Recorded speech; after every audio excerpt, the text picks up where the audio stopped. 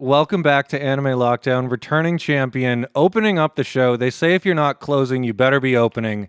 Uh, And I'm so glad to be the first one. I've always opted to be the first one in any presentation because there's no expectations. I will let you take over. This is the history of the world according to Lupin the Third, a historical analysis of an asinine amount of Lupin loose. Oh my God, that's a tongue twister. Yeah. Thank you for being with us, Emma. I'm going to mute my microphone and go away. Thanks for having me. Good morning. Hello, everyone. We're back yet again at Anime Lockdown 2025. It's been a few years, and I hope y'all have been well. Thank you for joining me today. My name is Emma. How is everyone doing, by the way? If you're new to an Emma panel, as always, strap in. This one is still based in history and Lupin, mostly history, but boy, was it a lot to cover. I think through the first 2 days of my research, I had the thought of maybe that I bit off more than I could chew, but I'd already submitted the dang thing, so I couldn't change it. We can expect a few differences from the last Lupin panel I did, which was more of a deep focus on one special. This, however, will be a rather broad overview of several specials and or movies or series parts while touching on historical aspects of those pieces. Thomas, stop it.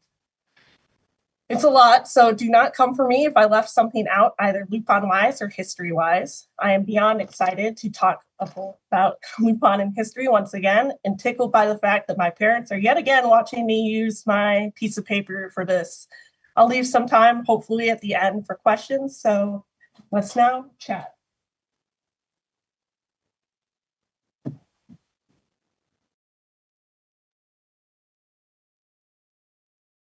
We should really start off with an overview of the series itself. Lupin's persona of being a gentleman thief was inspired largely by the fictional gentleman thief created by Maurice LeBlanc. And these traits and aspects were also mixed with the likes of James Bond. He was written and illustrated by Monkey Punch and first appeared in Weekly Manga Action on August 10th, 1967. Also, in terms of the audio, if you hear some like metallic banging in the background, that's my cat. I apologize.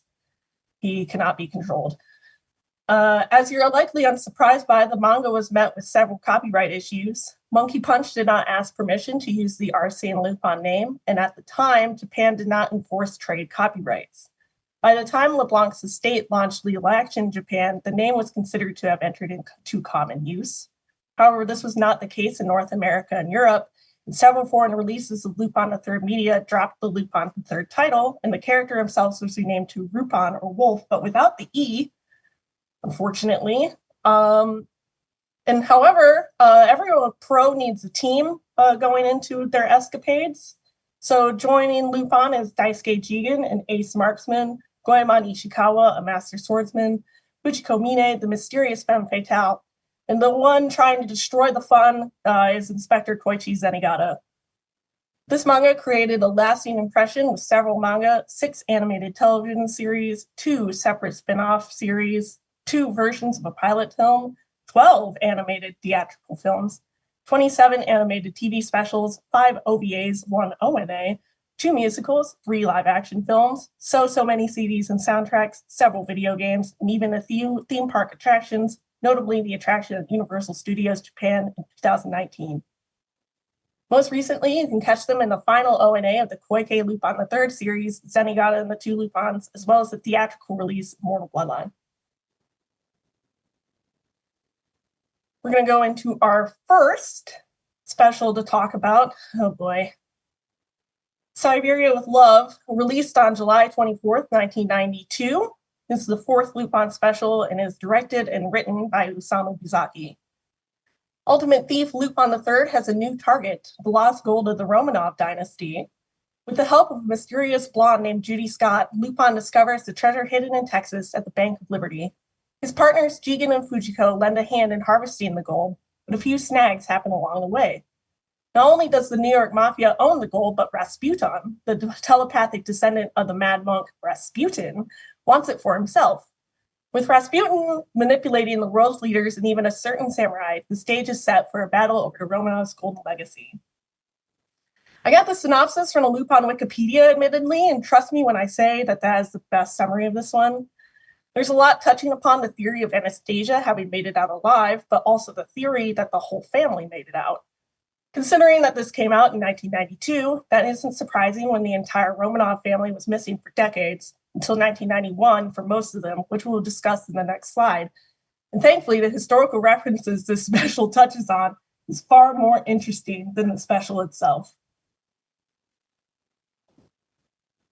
And speaking of, something far more interesting than Siberia with Love are the historical references it alludes to. For instance, the Romanov family.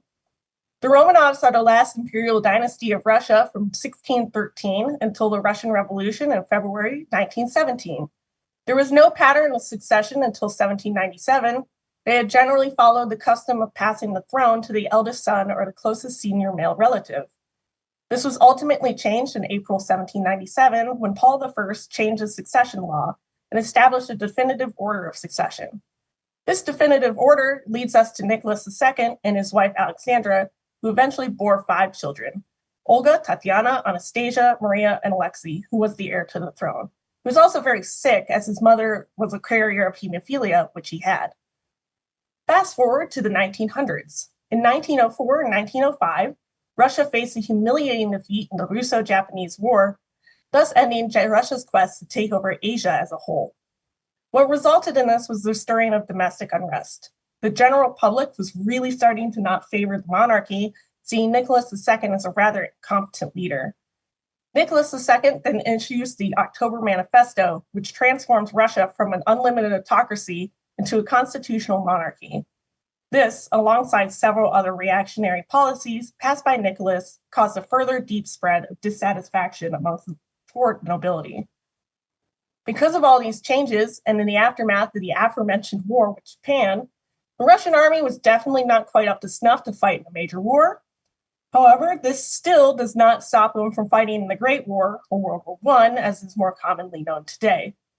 They admittedly fought pretty valiantly in the war, despite being less than enthused about it.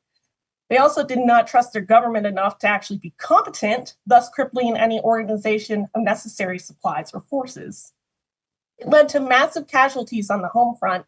In order to stop the bleeding, so to speak, Nicholas ends up assuming personal command of the Russian army.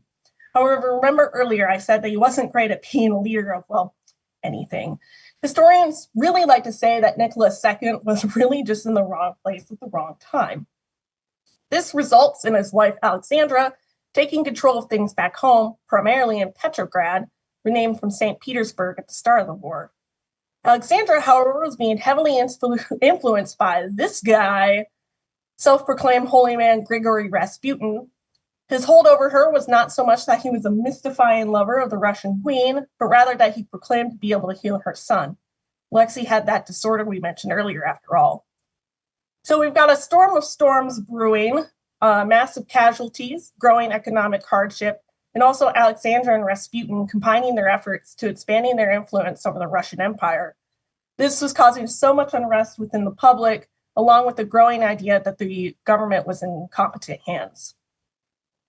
Before the Bolsheviks were able to gain full control in 1916, Rasputin was assassinated by a group of conservative Russian noblemen who did not care much for the man, and I can't imagine why. But this guy apparently would not die. All that is truly confirmed is that he died by 3 gunshot wounds, one of which was a close-range shot to the head. Beyond that is the stuff of legend. According to the account of the Tsar's niece's husband, Rasputin drank tea laced with cyanide, and nothing happened. Then Rasputin asked for wine, also laced with cyanide, and drank 3 glasses, and nothing happened. From there, Rasputin was shot in the chest, but then leapt off the ground to attack the conspirators before being finally shot to his death. Then he was tossed over a bridge. Official autopsy reports showed that no real evidence of poisoning or drowning occurred, and also showed that everything was intact. And I need to keep this G-rated, but there was a rumor about a certain appendage being removed from Rasputin, but that is not the case. Lover of the Russian queen, indeed. The Russian Revolution starts in 1917. In February and March, the government is overthrown, and by October-November is replaced by the Bolsheviks, later the Communist Party. Nicholas ends up abdicating the throne and folds to the demands of the Bolsheviks.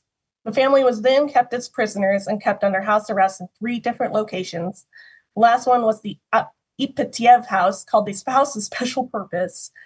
78 days into their last location, Nicholas, Alexandra, and their 5 children, along with their servants, were ordered to dress and go down to the cellar, where the family was told to line up as if for a photograph. The family thought they were safe and were being moved once again before Nicholas II was read his death sentence, and upon finishing reading, he was shot and chaos ensued. The family all shot, and any survivors were quickly bayoneted. The remains of the family were discovered in a mass grave in the Ural Mountains in 1991. Subsequent DNA testing confirmed the identities of Nicholas, Alexandra, and 3 of their daughters. The remains of Alexei and one of his sisters remained a mystery until 2007, when a second grave was discovered near the larger mass grave. The grave contained the remains of 2 partially burnt skeletons, which subsequent DNA testing showed to belong to Alexei and one of his sisters, likely Anastasia or Maria. What about Anastasia Romanov? As this is a special hits on her possibly being alive. And there's also been numerous books and films. There was a whole theory that Anastasia Romanov escaped her family's fate because she wasn't found. Dozens of women came forward, claiming to be the Romanov princess. The best-known Anastasia imposter was Anna Anderson, a young woman pulled out of a canal in Berlin, Germany in 1920 after an attempted suicide. Anderson was sent to an asylum where she told fellow patients she was the Grand Duchess Anastasia. Her claims received public attention, though most members of the extended Romanov family believed her to be an imposter. A private investigation funded by Tsarina Alexandra's brother in 1927 found that Anna Anderson was actually a Polish factory worker named Franciszka Szamskowska with a history of mental illness. Whew. We're going to move on to the next special here. That was a lot. Dragon of Doom, released July 29th, 1994, is the 6th Lupin special, directed by Masaharu Okuwaki. It's the last special to feature Yasuo Yamada as Lupin III. And the Japanese like to bring this up. Dragon of Doom came out before James Cameron's Titanic, and I will get why that is relevant in a moment. The Dragon of Doom, the little golden statue right here in Lupin's hands, has kept its secret inside the sunken Titanic for over 80 years. This story starts at a kabuki play about the death of Ishikawa Goemon, the ancestor of our Goemon. And while taking a breather in Tokyo, Lupin and Jigen are carefully tracked by Hong Kong's nastiest gangster kingpin, Chin Chin Chu. And the guys find themselves thrown into an international race to find the dragon at the bottom of the ocean, apparently located in a secret room within the Titanic. Lupin refuses to work for Chin Chin Chu, but retains an interest in the statue. His grandfather, Arsene Lupin, attempted and failed to steal it on that fateful voyage. His grandfather also apparently survives the sinking, and I'm curious as to how. Did he pull like a Billy Zane and like grabbed a child, you know? Lupin and Jigen and Fujiko decide to go after it on their own. Unknown to them, the statue also contains the secret of making an impenetrable alloy that surpasses Goemon's swords on Tetskin. Goemon himself was also received word of the statue's location, and after distancing himself from the gang, vows to retrieve it to keep his family's honor intact. A childhood friend, Kikyo, assists him on his mission. When the statue is retrieved from the wreckage by Lupin, the 3 groups collide in a chaotic attempt to keep the statue for themselves. The chaos includes gas that makes the gang try to kill each other, blue shooting guns, and the boys escaping on a duck that looks an awful lot like a swan paddle boat. In fact, I realized I could show footage of such here without being smited by TMS. Just 2 guys enjoying the swans. What's better than this, man? Nothing, man. Can't beat it. Can't beat it. We gotta figure out how to talk to women. I was just thinking, like, this is getting ridiculous. Yeah, I don't really want to be doing this with you. This is too romantic. I mean, if you wanted to kiss, we could, but... What? All right, y'all. Let's talk about the Ship of Dreams, the one, the only Titanic. Titanic was made by the White Star Line, built in Belfast, Ireland. It was the largest and most luxurious passenger ship at the time, and it was dubbed as unsinkable. As we all know, the Titanic, however, sunk on its maiden voyage. The ship set sail on April 10, 1912, and sailed across the ocean blue for several days before 11:40 p.m. on April 14th, when icebergs were spotted in the water. Now, this wasn't just one or two icebergs, but rather the Atlantic at the time was basically an iceberg minefield. The ship was ordered to maneuver around the icebergs, but was too late. A series of holes were created near the bottom of the ship, the whole steel plates buckling and separating. And if you're familiar with the movie, you know that the ship was built with compartments, and if so many had filled with water, that it was basically over. That circumstance happened, and a lot of the rooms were very important ship infrastructure flooded almost immediately. It is said now that if the ship had just hit the iceberg head on, that the circumstances that night would have changed drastically, and it probably would have been the maritime disaster that it became. The ship sunk.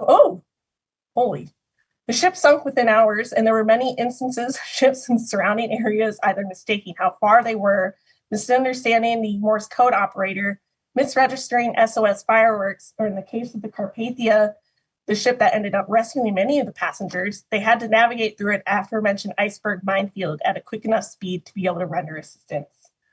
An estimated 1,500 passengers and crew died in the disaster out of an estimated 2,225. The exact number is disputed because of the uncertainty due to passenger lists, confusion, cancellations, and the like. Some of the passengers on at the time were John Jacob Astor, at the time one of the richest men in the world, and Isidor Strauss, the co-owner of Macy's department store. After the wreck, global maritime standards and regulations became abundant. For example, this could be seen in the creation of SOLAS, or the Convention for the Safety of Life at Sea. This was widely regarded as the most important of all international agreements of merchant ship safety. Radioacoustic navigation, beginning in 1924, had also found its roots in the sinking and later led to the development, transmission, and reception of sound waves, leading to the invention of sonar. The wreck went undiscovered at rest below the surface at 12,000 feet below sea level until September 1st, 1985, when it was finally found during an expedition led by Dr. Robert Ballard. Knowing that the ship could be found meant that certain protections needed to be enacted. Titanic became protected under the RMS Titanic Maritime Memorial Act of 1986. This act made sure that there were negotiations held for international agreements on how to initiate multinational conservation efforts of the ship, as well as develop guidelines for exploration, research, possible salvaging of the ship. Titanic is now recognized as an international maritime memorial, as well as an archaeological resource site defined within the Archaeological Resources Protection Act. This helps with advancing our understanding of underwater archaeological preservation and biodeterioration. Unfortunately, due to iron-eating microbes and billionaires deciding that they too are unsinkable, the ship is deteriorating at a fairly rapid rate. What's this got to do with Lupin? Well, Lupin mentions Titanic, so we're going to talk about Titanic. How about that? Moving on. Operation Return the Treasure. It's released on August 1st, 2003. It's the 15th Lupin special. It's directed by Jun Kawago and written by Hiroshi Kashiwabara. And canonically in it, Lupin steals toilet paper from the current sitting US president. Isn't that fun? The last will of Master Thief Mark Williams is for his friend Lupin to return several famous objects to their rightful places, including the Banco della Vita, a coffee maker from the first Bottega de Cafe in Sasso San Marco, the speedboat gondola that James Bond uses in the movie Moonraker, original can-can dresses from the Moulin Rouge, a car custom made for a king of a Middle East country, and lastly, the Little Mermaid statue in Copenhagen, Denmark, all of which Mark stole in his lifetime. Doing so within a certain time limit will reveal to Lupin the location of the trick diamond, a jewel thought to be worthless because its only ability is to catch and retain light. Lupin, however, is certain that the stone holds more than meets the eye and is connected with both the Tunguska incident and the construction of the La Sagrada Familia in Barcelona. A Russian officer and his cohorts are also after the diamond, as is rumored to be able to reveal an incredible treasure. As Lupin and his gang attempt to return the artifacts, they run into more trouble than they expected when the mob crosses paths with them. Lupin ends up on his own when Jigen is captured, and Goemon is injured and unable to use his sword. Lupin must now put the pieces together if he wants to uncover the fantastic treasure in time.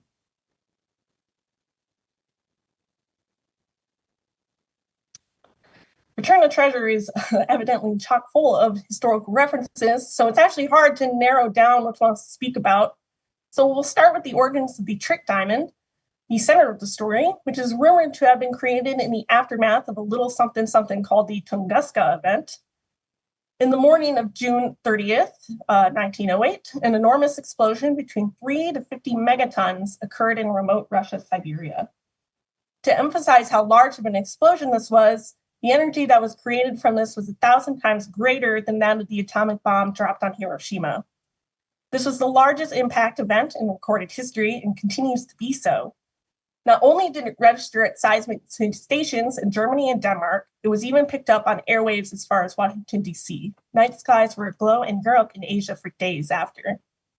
The area was sparsely populated, so while thankfully only 3 people were reported to have died, there were also very few eyewitnesses. So for decades, no one was really sure what had occurred. Yes, Thomas, quite interesting. Decades later, through study at the site, which was also very hard to get to, the main theory is that the explosion was caused due to a meteor bursting, but in air. It exploded miles above the ground, which was why there was no impact crater. It just kind of looked like a crop circle. So while it was considered an impact event, there actually wasn't any impact. If there had, it likely would have been even more devastating. It is said that an impact that large could flatten a metropolitan city as large and populated as Tokyo, Japan.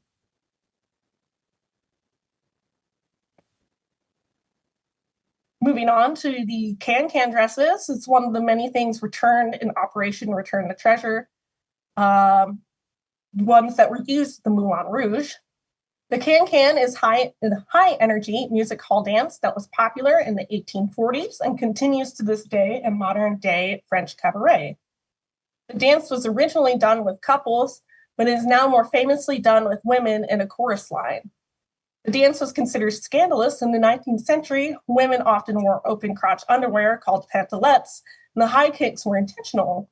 The Moulin Rouge, however, said that they did not permit this type of undergarments. Considering this, and that the guys wore the can-can dresses to return them, it begs the question, were they also wearing the pantalettes? Much to consider. Anyway, the dance gained popularity once more in France in the 1920s, and a specific type of can-can, the French can-can, was born. The main moves in the French can-can were the high kick, a rond de jambe, which is a rotation of lower legs with the knee raised, the skirt held up, a port d'âme, turning on one leg while holding the leg's ankle vertically, a cartwheel, and a grand écart, which is a jump split. In America, the can-can went out of style by the 1890s, being replaced by the hoochie coochie, not to be confused with the song Chattahoochee by Alan Jackson.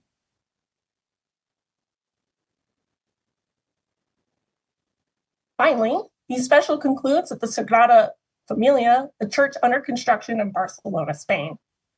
The Sagrada Familia is the largest and most unfinished Catholic church in the world. Designed by Antoni Gaudí, born in 1852 and died in 1926, it's considered to be his most complex and unique project of his entire life. Construction on the project began in 1882. The church is built in such a way to present the life of Jesus and history of faith. The 18 towers are dedicated to biblical figures, and this is reflected in the size of the towers themselves. 12 towers represent the apostles, 4 represent the evangelist, 1 is the Virgin Mary, and the highest one is Jesus Christ.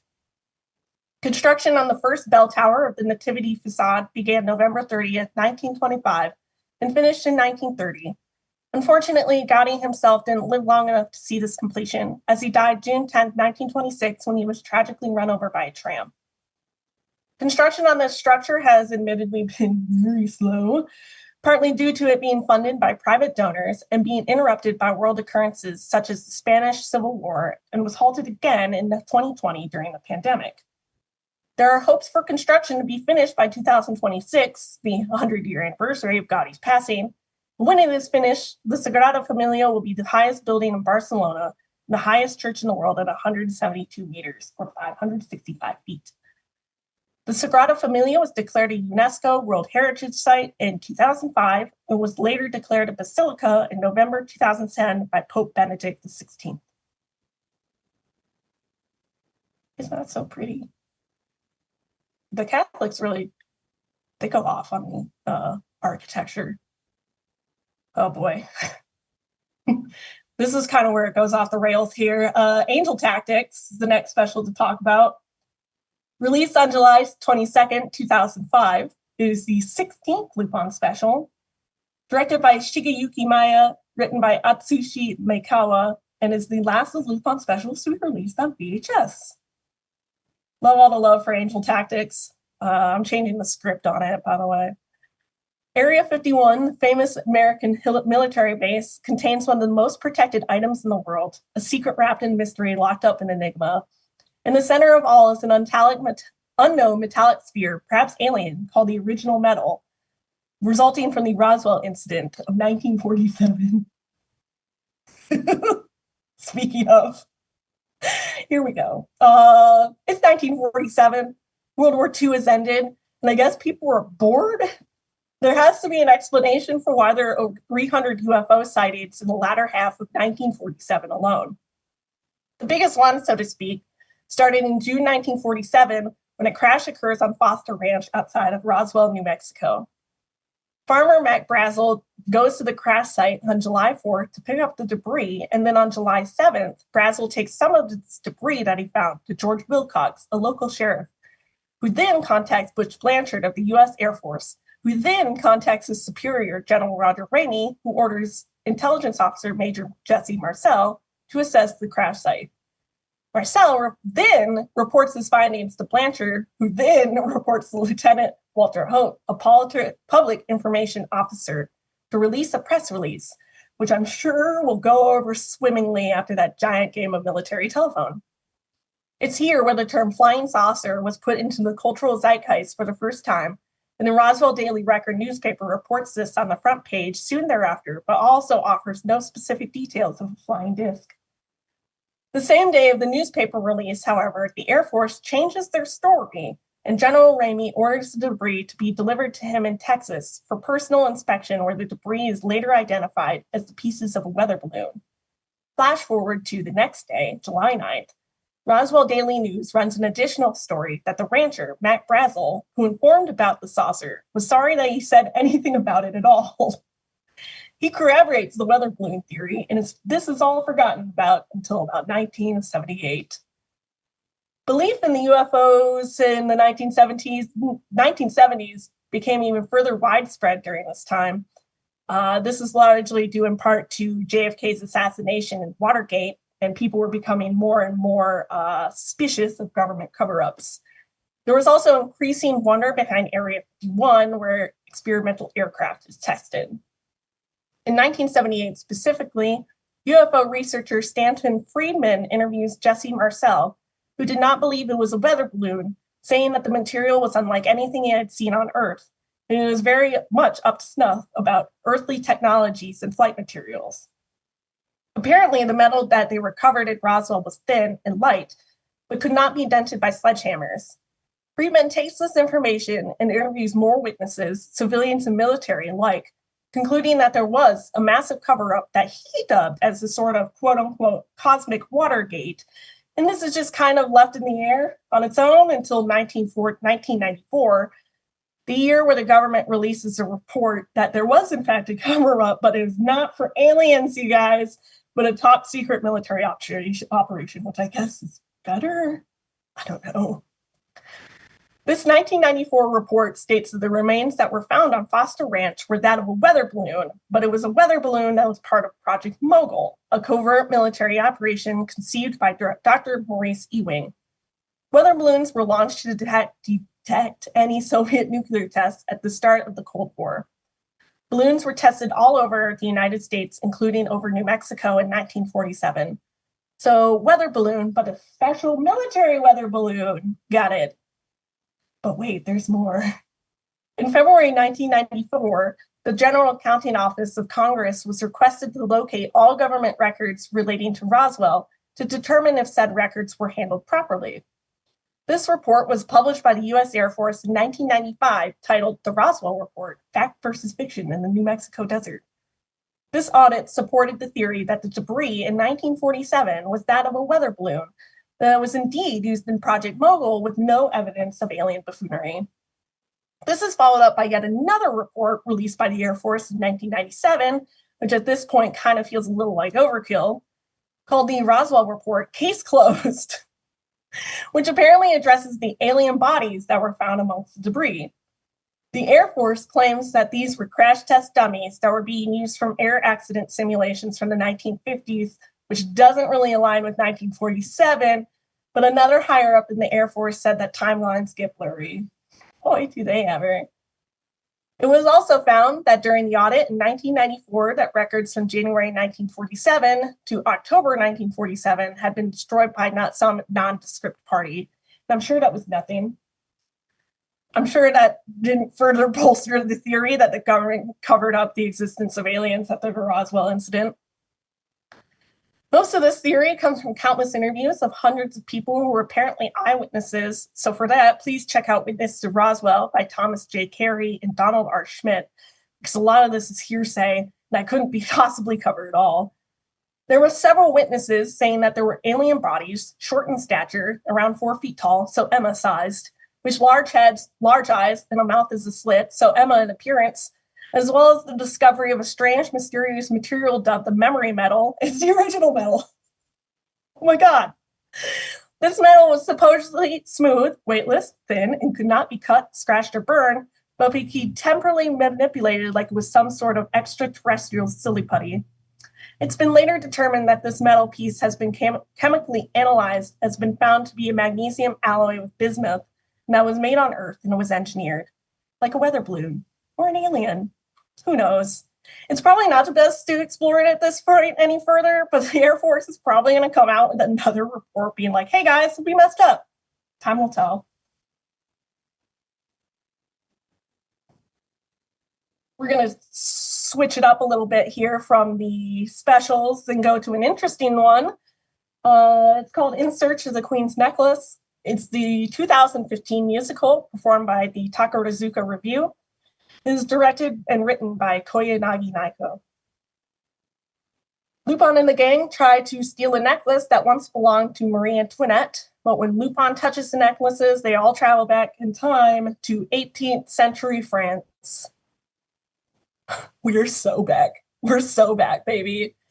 You thought you could go through a panel with me and not talk about the French Revolution? Funny. The French Revolution spans from 1789 to 1815 in 4 phases, the liberal, radical, directory, Napoleonic. And France was virtually bankrupt at the time of the revolution's beginnings. The driving forces were poverty, Enlightenment ideas, and discrimination against the bourgeoisie. France was bankrupt mainly because of repeated policies and procedures that alienated any type of assistance that could help with monarchy's issues, i.e. unfair tax exemptions. And the economic crisis was due in part to this, as well as intervening in the American Revolution. The States General ends up being created, and this is so named for representing all the people of France, the clergy, the nobility, and then the commoners. And they gather to have the tennis court oath, which is a vote to not separate or reassemble until a constitution is established. And this is important because it signifies the first time that citizens stood formally in opposition to the king. And boy, did they ever. They created a document over 60,000 grievances against the king. And they demanded a constitution that would limit the powers of the king and create a system of laws to have national representation with the right to authorize taxation. And after, the States General was renamed to the National Assembly to take responsibility from the king. Not long after this is established, we have the fall of the Bastille, and this was not at the time seen as the founding event of the revolution, but has since been developed as being seen as such. The Bastille was important because it was seen as a symbol of the monarchy's abuse of power, as it was a prison in Paris. And after the fall, members of the nobility began to flee the country, and news of the insurrection began to spread through France. Jesus Christ. This led the National Assembly to needing to write up some sort of declaration in order to create some, order. What they came up with is a Declaration of Rights of Man. And what began as a peaceful revolution began to spiral quickly out of control following the fall of the Bastille and the Declaration of the Rights of Man.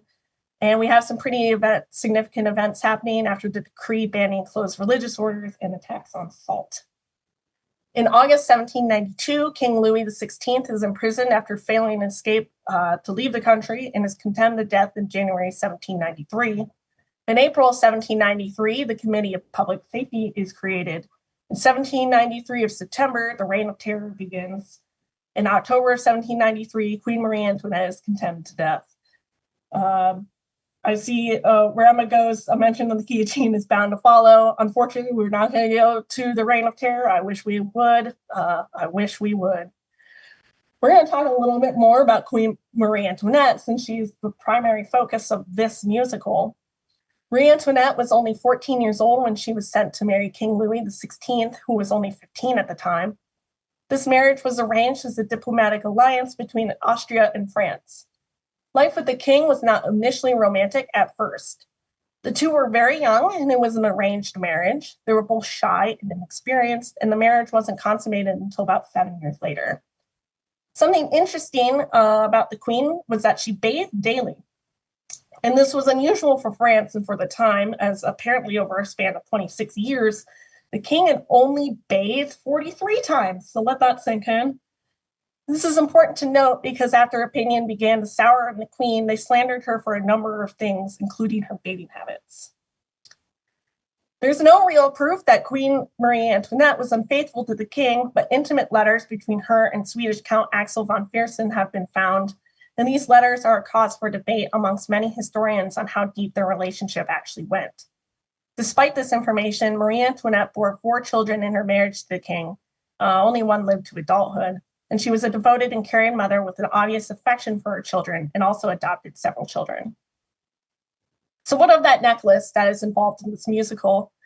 Any images of the necklace today is a replica. The original necklace doesn't exist in its full form anymore. In 1772, King Louis XV requested jewelers to create a necklace for his mistress, Madame du Barry. And this ends up creating a giant mess for Queen Marie Antoinette. This affair was important in discrediting the Bourbon monarchy in the eyes of the French people and further destroys her reputation. The necklace was estimated to cost at least 2 million livres and was not completed or paid for when Louis XV passes. And apparently it was offered to Marie Antoinette, but she refused. So this starts with Jeanne de la Motte, a mistress of the Cardinal de Rohan, who is a former French ambassador to the court of Vienna, and he was not seen in good favor by the queen. The cardinal was trying to regain said favor to become one of the king's ministers, and Jeanne had told him that she had been received by the queen, so the cardinal uses this to his advantage. Jeanne, however, creates a false correspondence between the cardinal and herself posing as the queen. This convinced the cardinal that the queen was in fact in love with him. During this time, Jeanne took advantage of the cardinal also by borrowing large sums of money, telling them that they were for charity work, and she uses this money to help with buying the necklace from the jewelers. With an eventual fake order written by Jeanne to the cardinal, Rohan eventually negotiates the price of the necklace with the jewelers in secret and to be paid in installments, claiming to have the queen's authorization. He did not. Rohan took the necklace to Jeanne's house and gave it to who he thought was a valet to the queen. The necklace was picked apart and sold off to black markets. The jewelers eventually complained to the queen, who told them she had neither received nor ordered that necklace. And this controversy leads to the arrest of the cardinal, Jeanne, and the accomplices involved. Despite the findings that Queen Marie Antoinette was innocent in this matter, the public of France persisted that the queen had used Jeanne as an instrument to satisfy her hatred of the cardinal and further ruins her image.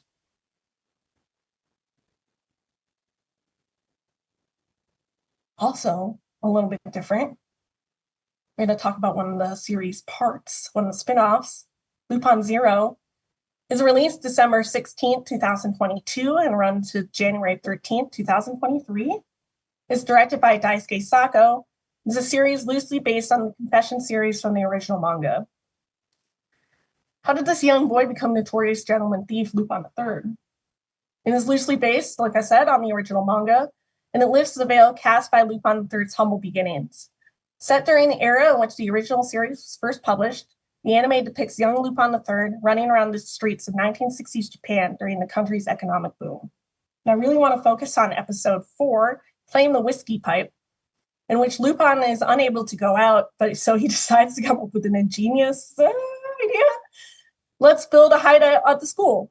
So he invites Jigen to join him in his shenanigans, and they begin to build a secret base on the school grounds. However, the genius Lupin's ideas are too crazy to be stopped, and the construction of the hideout seems to be a difficult task. One of the tasks is trying to steal whiskey from the US Army, who appears to be smuggling it into the country.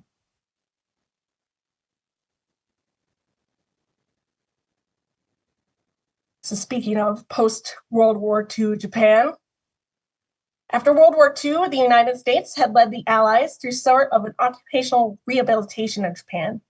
This involves political, economic, and social reforms. Mainly, this was done to stop the spread of communism and to improve Japan's economy in order to trade with them and sell United States products in Japan. Much of Japan's infrastructure had been completely destroyed by the war, as well as 2 atom bombs, so improving the economy was certainly appealing. Some things adopted in Japan during this period are a freely elected legislature called a Japanese Diet, and universal adult suffrage over the age of 20. Japan establishes a constitutional monarchy. A note about this constitutional monarchy, General Douglas MacArthur decided that. He wrote the Constitution. Interesting. And this is still referred to as the MacArthur Constitution, which created a 2-house parliament. Japan wasn't supposed to declare war on any other country. It could only fight back if they were attacked first. There were also several labor reforms like unionization, educational reforms focusing on gender equality, ? Women took classes to learn how to be good wives and mothers, hence the ? Wartime officers and politicians in Japan were purged, and many of the industrial aspects of wartime were dismantled. Emperor Hirohito was still in power, but as a symbol for the country, he was all but stripped of any power that he had. United States ends their overall occupation with Reformation in 1952, and Japan becomes a member of the United Nations in 1957. You have to forgive me for constantly tripping over my own words. I chugged a coffee before this. And it was a lot. One of the things adopted during this time was called the Japan-United States Mutual Security Assistance Pact. This permitted the presence of United States military bases on Japanese soil. This helped with developing a sort of military alliance between the US and Japan. Eventually, the US had renewed their role with an updated treaty, and after the updated United States-Japan Mutual Security Treaty is signed, there are massive 1960s protests in Japan against this updated treaty. However, this treaty continues to allow the United States to station troops on Japanese soil to this day. An economic boom occurred for Japan shortly after this occupation due to the Korean War, and war supplies were provided, so there was therefore industrial resurgence. Now, I mentioned earlier that the United States was very interested in having Japan sell their products, and during the 1950s and 60s, United States products dominated world markets, and one of those things was booze, particularly bourbon and whiskey. Although alcohol consumption is now decreasing in most industrialized countries, it has quadrupled in Japan since 1960. According to a study by the Leisure Development Research Center in Tokyo. Therefore, it isn't exactly surprising that the United States soldiers are portrayed to be smuggling it into the country even further.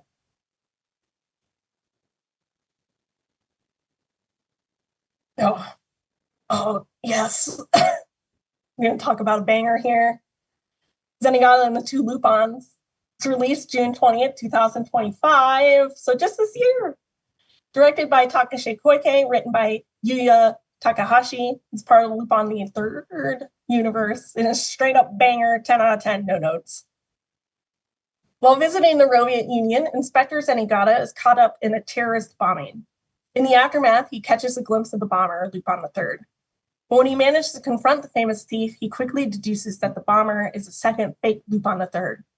Now it's up to Zenigata to capture both Lupins and solve the mystery behind the bombing. There's just one problem.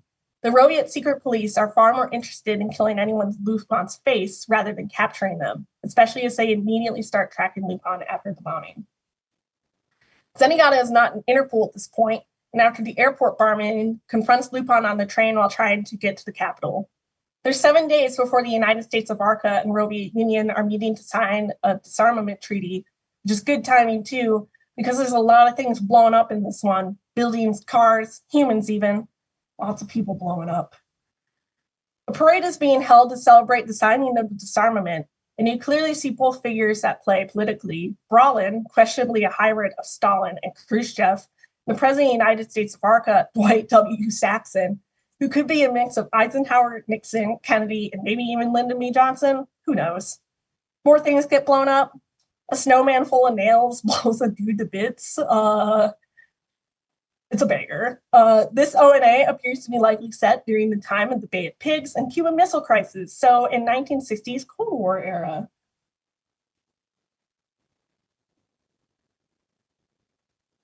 So what about the Cold War?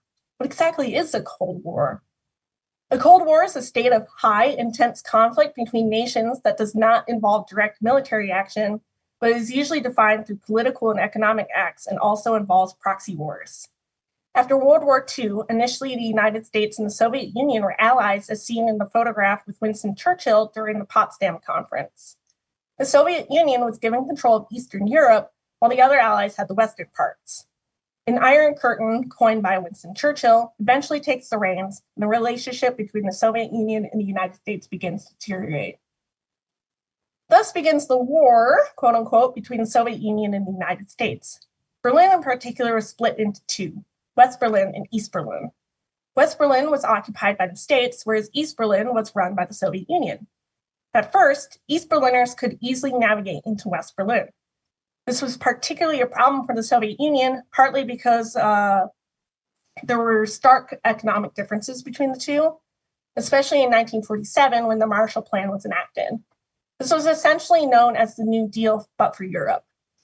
This let the United States use economic aid for West Berlin, deepening the divide and further growing the economic battle between capitalism and communism. When East Berliners defected into West Berlin, that also meant the Soviet Union was losing workers. The differences became so great that Stalin eventually attempted a blockade to prevent supplies being moved into West Berlin, to which the United States responded with by flying in supplies, dubbed the Berlin Airlift. During all this hubbub between East Berlin and West Berlin and this and that and espionage and the like, the Soviet Union ends up developing a nuclear bomb. And Stalin doesn't even say that a war might happen. He says it will happen, which obviously causes a lot of stress, as well as school drills like the duck and cover drill, where students would hide under desks.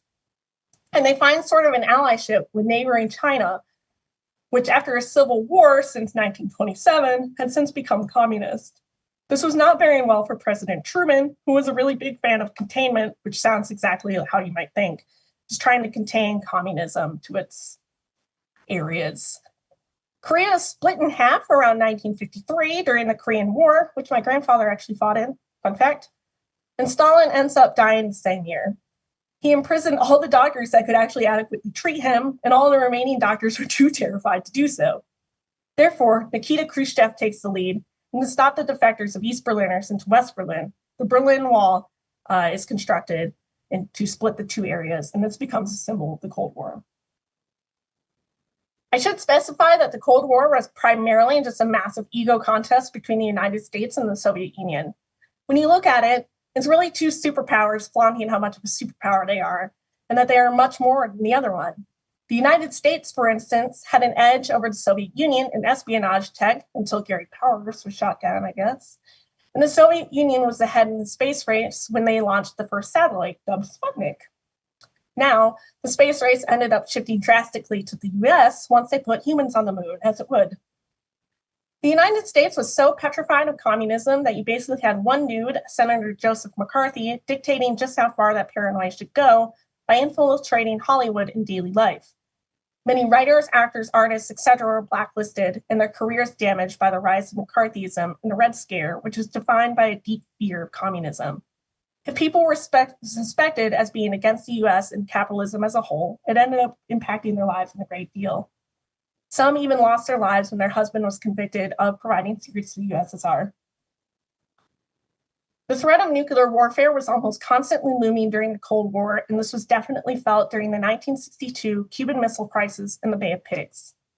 The Bay of Pigs was a failed military operation on the southwestern coast of Cuba in April 1961, 1691, guys. And the Cuban Missile Crisis was a 13-day confrontation between the governments of the United States and Soviet Union. American deployments of nuclear missiles in Italy and Turkey were matched by Soviet deployments of nuclear missiles in Cuba. The Cuban Missile Crisis is widely known to be the closest the Cold War ever came to escalating to a full-scale nuclear war.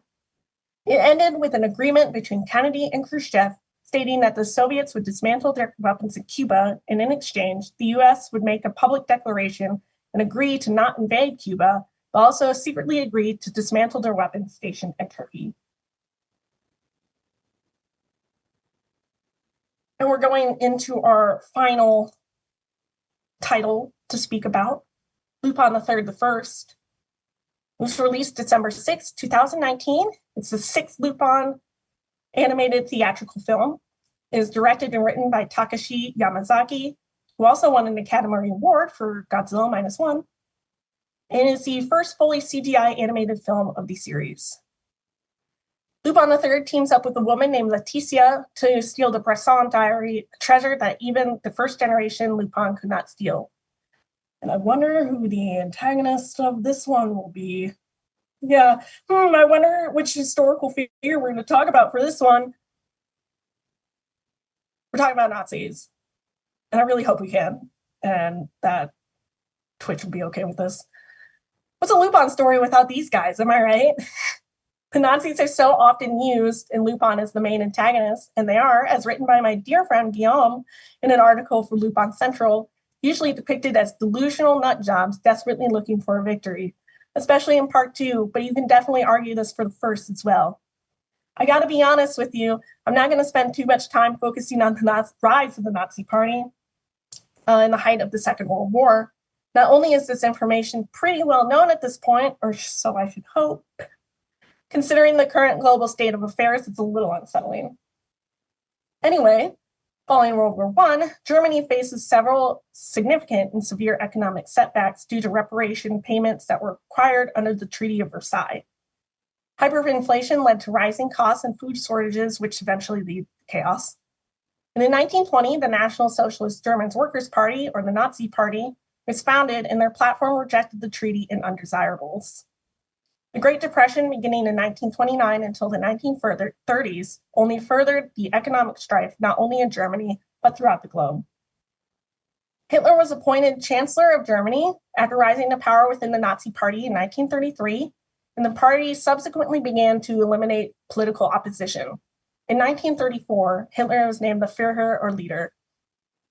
Forgive my German.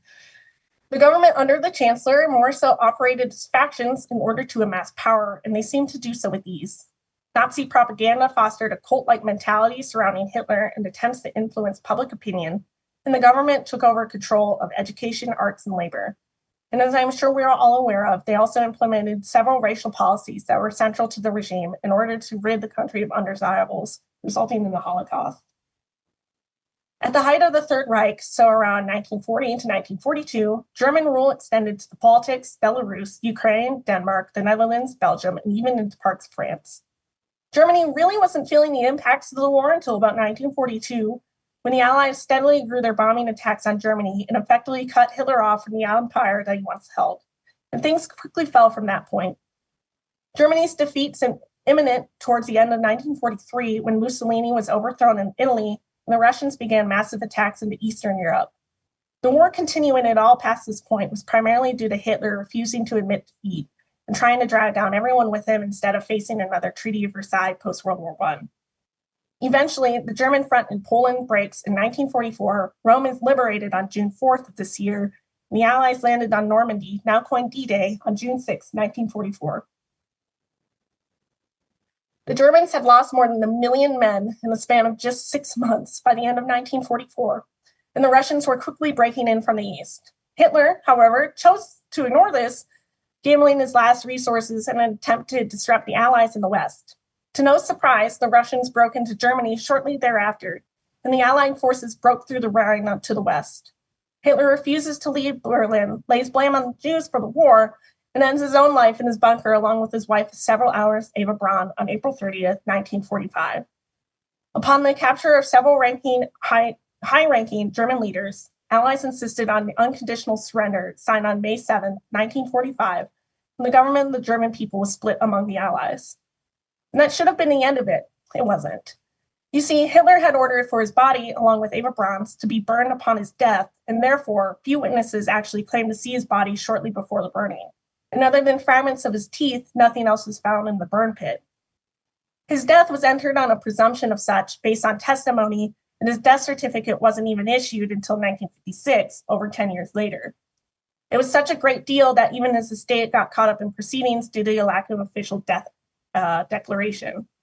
And so it seems to happen with humans, and we like to fill in the blanks of what we can't or were not able to see.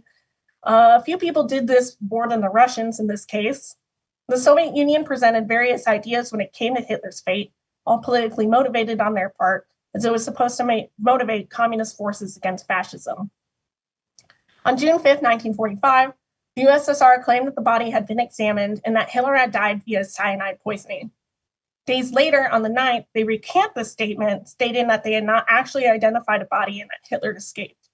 When asked, Stalin suggested that he escaped to either Spain or Argentina, as many Nazis fled to South America. Nearly 70% of Americans also believed that he was still alive. The FBI and CIA investigated claims of his survival well into the 1950s, including investigating a photograph as seen on this slide. These investigation documents remain classified until the 2010s, and like with everything else at the CIA and FBI, they kind of shoot themselves in the foot trying to be secretive and this type of thing, because their secrecy only emboldened the conspiracy theories of Hitler being alive. Adding fuel to the fire was that in May 1946, part of the skull found where the dental remains had been exhumed, the bone fragment appeared to be quite thin for a male, and the skull was DNA tested, along with blood on the couch that was recovered from the bunker. It was determined that the skull fragment was that of a woman, possibly Braun, while the blood was male. However, the dental remains that were found were indeed confirmed in 1972 to be that of Hitler by forensic odontologist Radar F. Sognes, and this was reconfirmed in 2017. Hitler's end of life was like a spell being broken, causing Nazism to burst like a bubble without its leader. And I say this as a hopeful reassurance to myself and my fellow American watchers for no reason at all. Lute Daily Rose wrote that Hitler's death was not about the death of one man, but the significance as the end of a regime and the impact it left behind. Also, it's hella funny that the first uses this entire theory of him being alive as a mechanism to do one over on the Nazis. And as Lupin says in the dub, Nazis lose.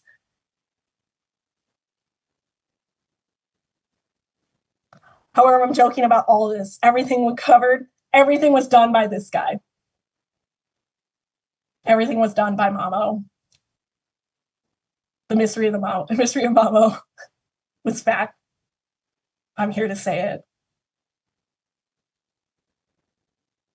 I'm going to leave on that one. We made it, folks. The end. You did it. All right, we've christened Anime Lockdown. We should have just stuck with what's special. I think I fried my brain, dude.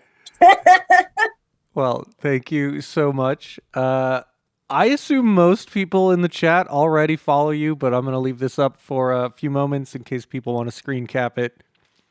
Yes, I also did one on Lupin the Third Alcatraz Connection 2 years ago.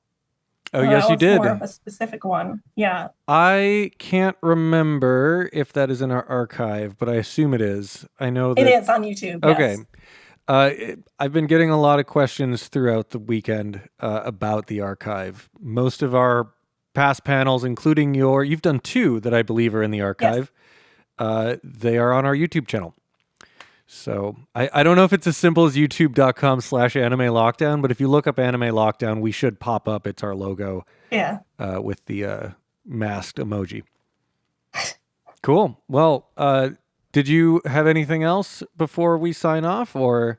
I don't think so. I just did this just under an hour. Nice. Thank God.